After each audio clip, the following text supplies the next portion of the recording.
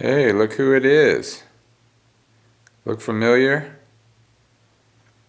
Yeah. You may recognize this plant. It's the Big Vanda, and this is where it's been spending its winter. In the sunroom. This is where I grew my orchids in a couple of years ago, but I don't live here anymore. But I know the people that do, and I come here pretty often, so I still get to enjoy it. But unfortunately, they don't have any orchids in here. Well, except one. This one. The big one. These hippeastrums are up and ready to bloom on their tall stems. And last year the flowers were more than 20 centimeters or 8 inches across.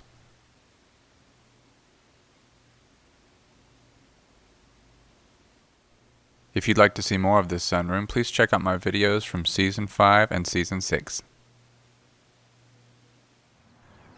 Back at my place, the weather has warmed up considerably, so I've hung these two vandas outside to enjoy the fresh air, rain, and bright sun. Before we go inside, though, I wanted to show you these wildflowers that a friend pointed out to me. These are called Virginia Bluebells, and they do have a very nice blue color. Apparently they are a native wildflower, and they're just very pretty.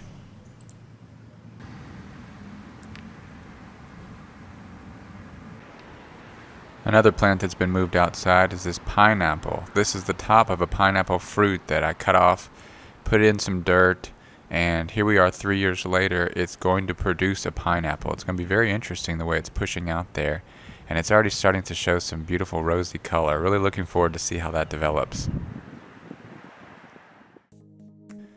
Back in the green room, we're looking at this Brassy, a new start. It's going to be the star of the show in a few weeks. It's got 18 buds on one spike. It has 4 spikes total, but the other 3 seem to be hanging back, and I don't know if they're going to develop. This one spike might be taking all the plant's energy.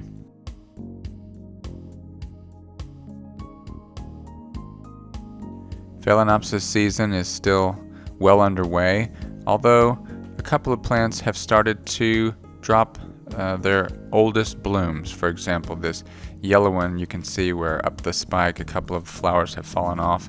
Also on my white cascading one, there is a flower at the very, very beginning of the spike that's starting to fade right here. This phal was the first to bloom, but it's already lost 2 or 3 flowers, and it looks like the whole spike is starting to fade. This miniature Phalaenopsis, Sogogotris, is actually just approaching full bloom. It's got 2 spikes, one with 4 flowers, one with 2.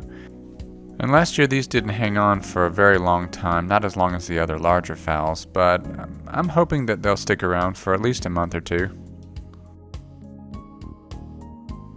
This little guy has leaves similar to a Phalaenopsis, although they're a bit stiffer and thicker. This is a Myciela monticola, and it bloomed already for us in January, but it's got another spike, so maybe we'll be expecting blooms on it in a couple of months. These little Cattleya rex seedlings are all in various stages of new growth, and these were purchased 3 years ago in April from a flask, and they were deflasked and sent to me, and now I've been able to watch them grow for the past 3 years, and slowly I'm figuring out what they like, what they don't like, but what's really going to be great is when they finally bloom one day. Bulbophylla medusae has started to put out new growths, and I thought that I might be dividing this plant this year, but I think I'm going to let it go one more year before I start splitting it up. Another bulbophyllum is this echinolabium, and it's just now produced recently its largest leaf. It's 10 centimeters across, but in spite of all the new growth, still no signs of blooming on this plant. One bulbophyllum that does look like it's going to bloom soon is this antinifrum, and you can see its little bloom spike poking out there. It bloomed a couple months ago, and we'll be looking forward to that again. Now this is a slipper orchid. This is Path Belle Royale, and I bought it in bloom 2 years ago, and this growth has matured since I've had it, and it looks like this year we might get lucky and see a flower spike pushing out of this.